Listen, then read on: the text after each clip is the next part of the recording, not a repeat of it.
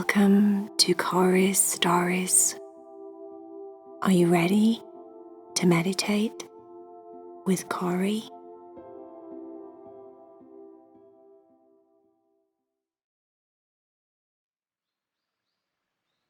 Are you ready to meditate with Cory? Climb up into your bed and get super comfortable. Make sure that you try and stay as still as you can as you listen to the story, so you can relax your body and let go of your busy day. Tucker and Leo had been invited to go to a sheep farm. They were going to go with Gabby, Charlie, Adeline, Tyler, and Claire. The whole idea of going to a sheep farm was so that they could see how wool was processed, so that they know how you get a woolly jumper or a sweater, whichever you'd prefer to call it. They call them woolly jumpers in England and sweaters in the States. Either way, the wool, most of it, comes from sheep. When they got to the farm, the first thing that Tucker said was, "Golly gosh, Leo is so smelly. Oh my goodness gracious me, I did not realize how smelly sheep were. Sheep are smelly." Tucker was trying to cover his nose with one of his paws. Unfortunately, it had been raining for a few days, even though it wasn't raining on this day. Gabby and Charlie, Adeline, Claire, and Tyler had all got their big Wellington boots on, so that they wouldn't get muddy and wet and disgusting as they went out into the fields to meet with the sheep. Tucker and Leo did not have boots on, so they kept getting their paws stuck in the mud, and because it had been raining, all the rain had mixed with the sheep's poop and things that was in the fields, and it was very, very smelly. They were following a guide that was walking across the field, taking them into the middle of the field where all the sheep were, so that the guide could introduce everyone to the sheep. The guide was called Mary. She was a very jolly, plump woman with bright red cheeks and a bright red nose, and she looked like she constantly lived outside, scooping poop up and hay and cleaning and cleaning and cleaning forever and a day. But she was happy enough. "Come on, everyone. Stick with me." Claire was talking to Tyler about how disappointed she was. She thought they were going to be able to do sheep yoga, but when they got out there in the field and they realized how muddy and disgusting and smelly it was, sheep yoga was probably not on the cards. Tyler said that he thought it was goats that you did that with, goat yoga. And Claire said, yes, it is, but why can't you do it with sheep? Tucker caught up to Claire and said, "Oh, I'd like that. I'd like that a lot. I think it'd be really fun to do yoga with sheep. Massaging your back with the little hooves. It'd be so nice. I'd like to get in downward dog, which is my favourite pose because I'm a dog, right? Get it?" Claire and Tyler laughed. They got it. Leo said, there is no way, absolutely no way would I let a sheep walk all over my back. No, thank you. And I don't even know whether I'm allergic to sheep or not. In fact, this mud is already making me terribly itchy. He was trying to scratch down his legs with his paws, pulling one up and scratching down it, and then pulling the other one up and scratching down the other one, and every time he kept getting slopped and the these sucky sounds kept coming out of the ground as if it was like quicksand underneath him, sucking him in and sucking him up. Tucker said, I don't know how much more Leo can take of this. He looks a little bit stressed. Leo had frown lines all across his face. Whose idea was this anyway? Charlie put her arm up. Mine, sorry, she said. I thought it'd be fun, and I've always wanted to know how the process of wool is made and all of that stuff. Mary introduced them to the sheep. There was about 7 or 8 sheep in the middle of the field, and they were all baaing away, talking to each other, but not talking to Tucker and Leo or the kids. In fact, they were quite aloof. Claire said, I thought sheep were friendly. Tucker said, they do not want to talk to us at all.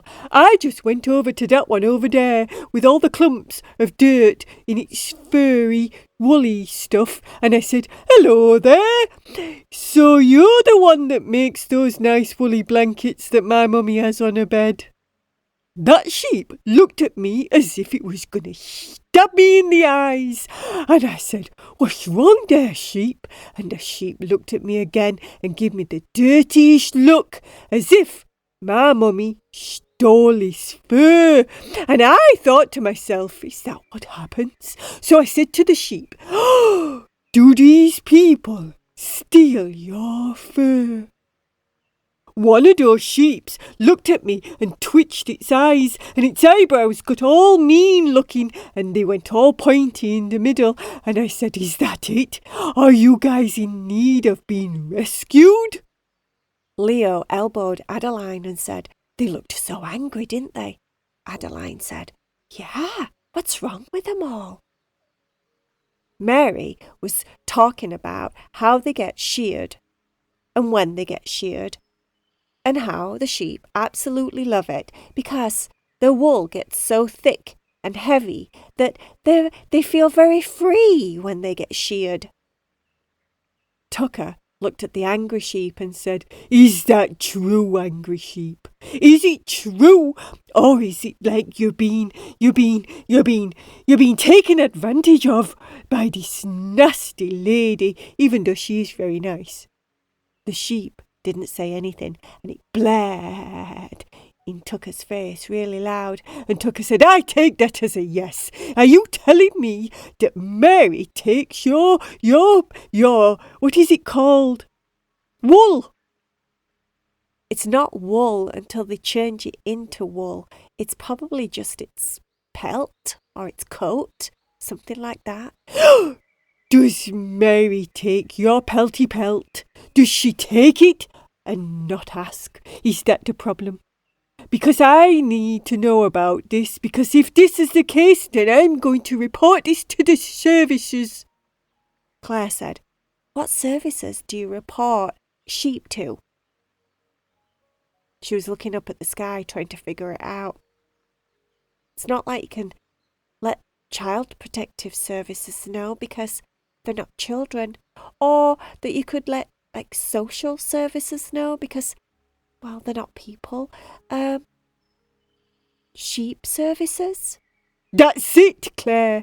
You're so smart. Yes, sheep services. We need to go home and we need to call the sheep services. Charlie said that Tucker was getting a little bit carried away, and he didn't know that that's what the sheep was saying at all because the sheep wouldn't talk to Tucker. Maybe we just need to stay on the tour and find out a little bit more about what's going on here. Like Sherlock Holmes. We'll be like Sherlock Holmes. We'll be investigators. All right. Come on, Leo. Let's head back. Thank you, Mary. That was lovely to meet the sheep. But thank you very much. We'd like to go sheep. No, we wouldn't like to go sheep. We'd like to go see where the sheep get sheared. Ooh, try and say that fast, Leo. She the sheep where the sheep gets sheared. She the sheep where the sheep gets sheared. Gabby said, shear the sheep where the sheep gets sheared. Oh, Gabby, stop showing off. said Tucker. They went into this big barn area, and there was lots of men that looked like farmers, all dressed in kind of like blue and green overalls. They were shearing the sheep, and the sheep didn't look too happy about it. It looked quite aggressive, actually. Tucker said, "Behold, this is where the torture takes place. This is it exactly. Look at that poor sheep over there." The sheep was going, "Meow, meow, meow," doing its blary blare noises, but it didn't sound happy at all. "Listen to it. It sounds practically like it's been murdered in front of our eyes." Tucker bounded over to the gentleman that was shearing one of the sheep that was making a lot of blare, screamy noises, and said, "Excuse me, mister," and knocked him with his head. The guy said, "Hey, pal, hold on there, what you doing?" Tucker said, "I don't like the sound of the sheep. It sounds like he's very unhappy." The guy carried on shearing the sheep. Tucker headbutted him again with his head. "Stop it! In the name of the law!" The guy said, "Watch it, dog. If you're not careful, I'll end up nipping the sheep with my shears, and that won't be very nice. These sheep are very delicate, you know. We have to be careful when we shear the fur." Leo said, "He doesn't sound like a nasty farmer. He sounds quite nice." Gabby said, "Yeah, he does." Claire said, "Oh, I don't know. Look at his face." His face was just like Mary's, all red and veiny, as if they lived outside in the cold constantly. Tucker said, "His face is bright red like that lady's outside. Mary had a face just like that." Gabby said, "I think it's just because they work outside all the time. It doesn't mean that they're angry or mean or anything." Claire said, "You might be right." They carried on watching all of the farmers shearing the sheep, but the sheep were making some terrible noises. "Oh, I can't do it," said Tucker. "I'm in pain listening to these poor sheep. I'd much rather do goat yoga." Leo said, "Me too. This is awful." And then there was another farmer that was walking around collecting all the fur, and then the poor sheep that were bald were all stood in a corner shivering because it was cold and they didn't have the coats on. The guy that was collecting the fur was shoving it in a big, big sack. "What happens with that fur? And is there any possible way that that fur can get stuck back on those poor little sheeps? Look at 'em, they're shivering. Those sheeps are shivering. Say that fast. Say it fast." Adeline said, "The sheeps are shivering." "Oh, gosh darn it, you guys are so good at this." Mary suggested that they all follow the guy with all the wool in the sack to see what happens next. Reluctantly, everyone followed the guy and left the sheep being hacked by the hackers in the other room. The guy took all the fur out of the bag and started to process it through a machine. The machine washed it and took out all the twigs and the dirt and the stones, and it separated it, and then it made it into balls of wool. "Oh, wow," said Tucker. "That's absolutely genius. Look at it." Tyler said, "That's great. I wonder if they dye it here as well, so you get all the different colours of wool. My favourite colour's navy blue." Tucker said, "Oh, yes, I like navy blue too." Everybody seemed to be so enthralled with watching the machines and watching the process of how they make balls of wool that they'd forgot about those poor sheep outside that were being taken advantage of. The pelts or the fur or whatever you want to call it, the coat had been taken off them and they were stood there shivering in the cold. Mary was feeding them lies, telling them that they actually enjoyed that process. Or was she? Tucker said, "We need to find out for sure exactly what is happening in this terrible torture farm." Outside, there was a couple of sheep grazing on a big bale of hay. Tucker bounded over to them. "Hello there, sheepies. We've come to rescue you. What is happening in this horrible hellhole?" Leo said, "Hi, sheep. How's it going?" One of the sheep said, "Oh, it's great, thanks." Tucker said, "Finally one that dares to speak." The sheep said to Leo, "What's wrong with him?" "Oh, well, we were just wondering if all the sheep are okay here on this sheep farm because we thought maybe you guys were getting mistreated. You know, they take away your fur and all of that stuff." "Oh, no, we like it. We overheat if they don't take it away from us." "You're joking," said Leo. Tucker said, Oh, that's a bit disappointing. I were ready to be calling the law." Claire started laughing. "Tucker, you have got a really, really crazy imagination." "Well, you know, that's what happens when you're a little bit crazy.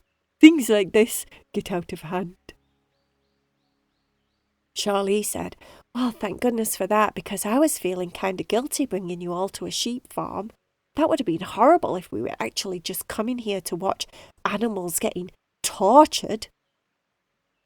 "Yes, that would have been very, very strange of you, Charlie. But now we can actually enjoy the process. Maybe we can rumble and tumble with some of these sheep. And maybe if they want to, they could walk on his back and do a little bit of yoga."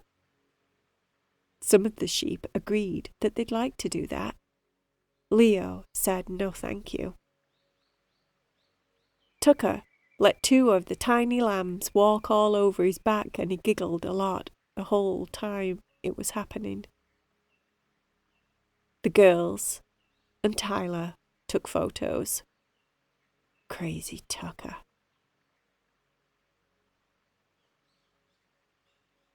The end.